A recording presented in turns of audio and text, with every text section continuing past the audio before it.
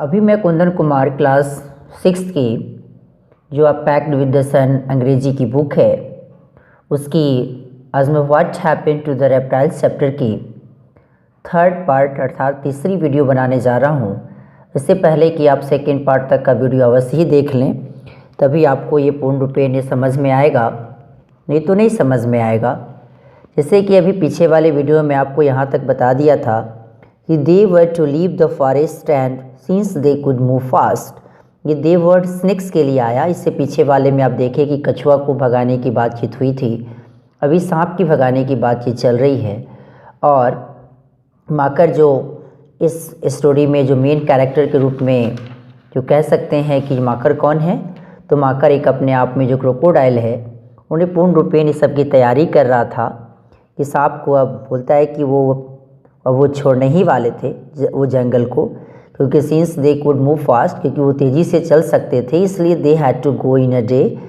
इसलिए उन्हें वे लोग को क्या जाना, क्योंकि उन लोग को एक दिन में ही उन लोग को जाना पड़ा, अर्थात क्या कि उन्हें जाना ही है, क्योंकि स्वाभाविक सी बात है, क्योंकि माकर जैसे जो क्रोकोडाइल जो उसके प्रेसिडेंट थे उनका ऑर्डर था।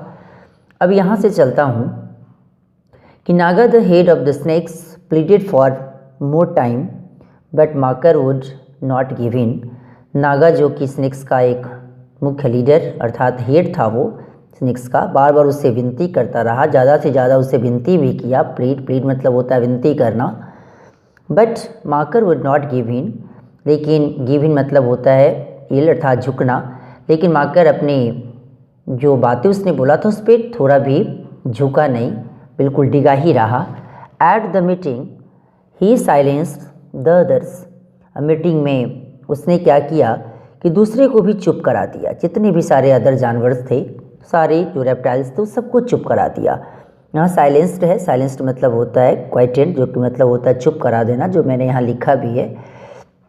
The lizards and crocodiles, even जो सारे जो चिपकलियाँ, क्रोकोडाइल्स, सबको सब with even louder shouts and threats. Even क्या कि वो ज़्यादा से ज़्यादा चिल्लाने वाला, जो बार बार थ्रेटिंग करने वाला, थ्रेट्स मतलब होता है धमकी, जो चिल्लाता। लेकिन फिर भी स्नेक्स आर स्लिमी, जो कि बार बार चिल्लाते हुए उसने क्या बोला कि स्नेक्स क्या होते हैं, तो स्नेक्स बड़ाई स्लिमी होते हैं, बड़ाई फिसलन से भरे होते हैं, इससे उसने कहा। And they make funny noises, और वे लोग अजीब प्रकार के मजाक भरी आवाज़ भी निकालते हैं। Who wants such weird creatures around?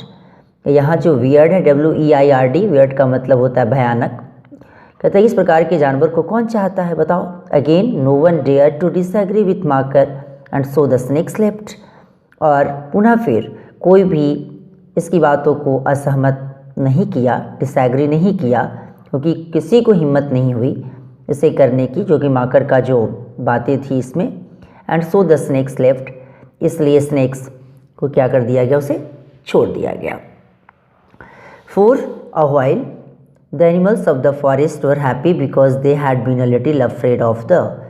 अब क्या हुआ कि लेकिन चलो सबका बातें तो हो गई, जितने भी सारे जंगल के जो एनिमल्स थे सारे के सारे बहुत ही खुश थे, क्योंकि they had been a little afraid of the, क्योंकि वे लोगों को कुछ थोड़ा सा डर भी था। किससे, तो जस्ट अब आगे वाले पेज पे चलता हूँ।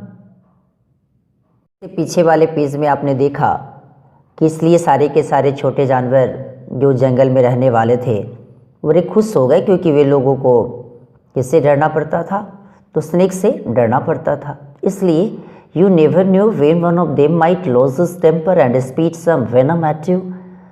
क्या तुम कभी भी इस चीज़ों को नहीं समझे कि जब भी कभी वो जब अपना गुस्सा जब वो सब खोता है, जब वो अपनी गुस्सा जब वो खो सकता है, तो and speed some venom at you, तो अचानक तुम्हारे ऊपर क्या पॉइजन उगलना शुरू कर देता है। और and it took only a little poison to kill you after all. और देखो, और ये क्या करता है कि थोड़ी सी ही पॉइजन तुम्हें मार देने के लिए काफ़ी होता है, आखिरकार तुम तो मर ही जाते हो। ये सारी बातें माकर सारी बातें कह रहा है।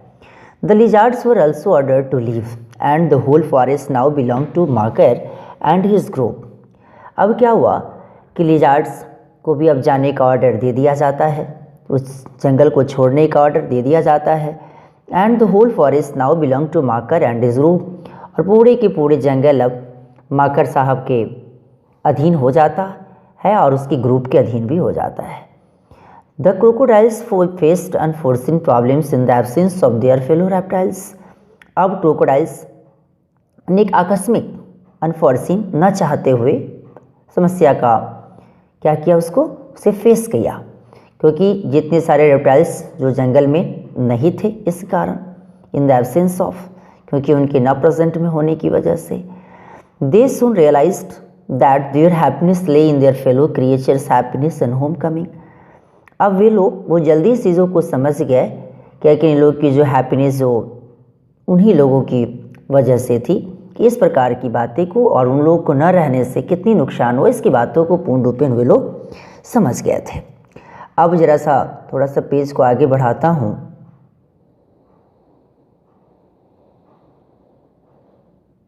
चलिए, अब कहते हैं, a few weeks past and the animals of the forest looked and tired and fed up. अब क्या हुआ, कुछ ही सप्ताह लगभग पास ही हुआ, थर्ड जंगल के सारे जानवर क्या हो गए, बड़ा थके थकेटा, एंड फेड अप, सबसे तंग आ चुके थे। फेड अप मतलब होता है लॉस्ट पेशेंस, मतलब तंग आ जाना। The rats, oh my god, now that there were no snakes to eat them, क्योंकि जहाँ कहीं देखो केवल चूहे ही चूहे, क्योंकि वहाँ पे स्नेक नहीं थे जो उसे खाते। और the rats had taken over the forest. अब क्या कि पूरे के पूरे जंगल को तो लग रहा था क्या कि रैट्स ही बिल्कुल ले लिया था। And they were having a wonderful time, क्योंकि वे लोगों के लिए अब कैसा टाइम था, बिल्कुल आनंद का समय आ गया था। They were everywhere, on the trees, in the grass, in the bushes, on the ground. वही लोग सब जगह थे, एवरीवेयर, सब जगह थे, देखा जाए तो पेड़ पर, घास में, झाड़ियों में और ग्राउंड पर भी। They ate up the eggs of the lizards and crocodiles. वे लोग क्या करते थे कि वे लिजार्ड्स के अंडे को, क्रोकोडाइल्स के अंडे को खा जाया करते थे। There would be no babies that year, क्योंकि इसी कारण, क्योंकि उन लोगों को कोई बेबीज उस साल हुए ही नहीं, बचे ही नहीं। Marcus own nest of eggs had been chewed up. Oh my god, Marcus का जो अपना जो घोंसला, जो कि एग्स की जो घोंसला था, उसको भी वे लोग खा गए, वो भी नहीं बच पाए। Then Makar had a great idea. उसके बाद माकर के पास एक ग्रेट आइडिया आया। He called a meeting of the crocodiles and said, उसने क्या किया कि क्रोकोडाइल्स की एक मीटिंग को बुलाई और उसने कहा, won't it be wonderful if we, कहते ये सारी चीज़, ये अच्छा नहीं होगा हम लोग के लिए अगर हम लोग इफ़ वी द, अगर आगे की ओर जैसा पेज पे चलता हूँ, अभी जो आप यहाँ वंडरफुल टाइम देख रहे हैं, ये वंडरफुल टाइम का मतलब होता है very good time. Chewed up का मतलब होता है ईटन अप, अर्थात खा जाना। और फेड अप का मतलब होता है लॉस्ट पेशेंस, अर्थात तंग आ चुके। तो इस पोर्शन पे, क्योंकि बाद अब जस्ट पेज पे चलता हूँ। If we crocodiles, if we जो वर्ड है वो पीछे वाले पेज में आपको दिया था।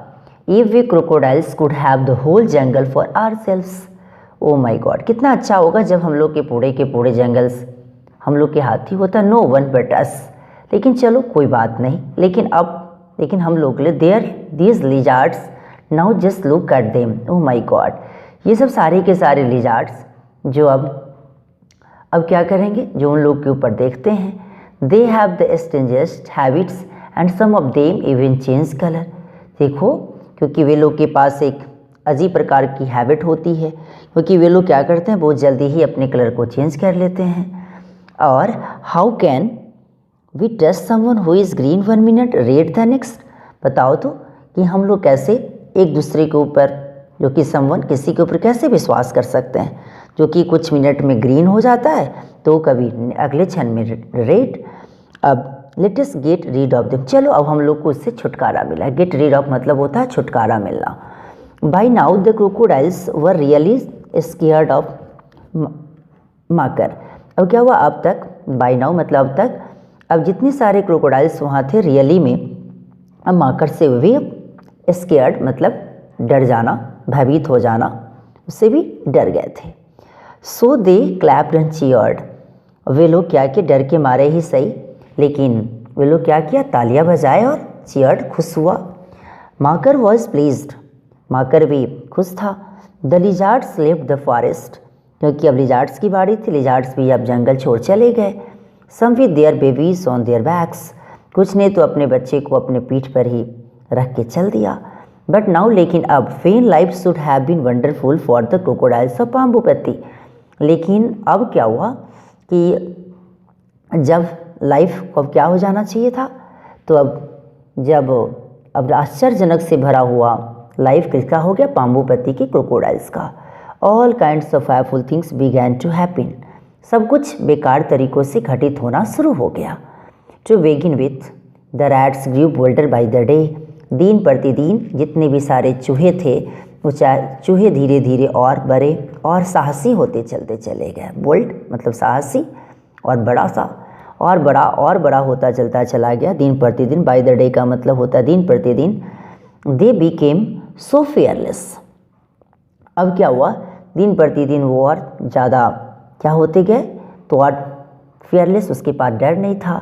That they jumped and turned somersaults on the crocodiles backs, अब यहाँ सोमरसॉल्ट्स है, सोमरसॉल्ट्स मतलब होता है पलटना, नहीं, अब वो क्या होता, कितने फेयरलेस हो गए थे कि वे क्या करते थे, कूदते थे। और टर्न्ड सोमरसॉल्ट्स, बार बार अपने आप को उलट पलट करते थे, कहाँ, क्रोकोडाइल्स की पीठ पे। And there were too many frogs, अब वहाँ बहुत सारे मेढक भी हो गए थे। They seem to be growing larger, वे भी धीरे धीरे और बड़ा सा दिखते थे। And there was no one to eat them but the crocodiles, लेकिन वहाँ कोई भी उसे खाने को तैयार नहीं था। लेकिन crocodiles, this huge frogs began to eat the baby crocodiles. Oh my god, ये जो बड़ा जो फ्रॉग्स था ना, वो बेबी क्रोकोडाइल्स को खाना शुरू कर दिया। बिगन मतलब शुरू कर देना। एंड द इंसेक्ट्स, वही इंसेक्ट्स, कीड़े मकोड़े को भी खाना। Now that the lizards were gone, क्योंकि अब तक तो लिजार्ड्स वहाँ से जा चुके थे। There were millions of them, क्योंकि वहाँ ढेर सारी संख्या, growing bigger and nastier by the day, अब धीरे धीरे सारी की संख्या बढ़ती गई और बड़ा और स्थिति दिन प्रतिदिन बुरा होने लगा। नेस्टियर मतलब अधिक बुरा होना। It was a terrible time for the crocodiles, अब क्या हुआ कि अब एक बड़ा ही भयानक समय किसके लिए आ गया, क्रोकोडाइल्स के लिए हो गया। अब वही समय था, it was a terrible time for the crocodiles, अभी भयानक समय था किसके लिए, क्रोकोडाइल्स के लिए।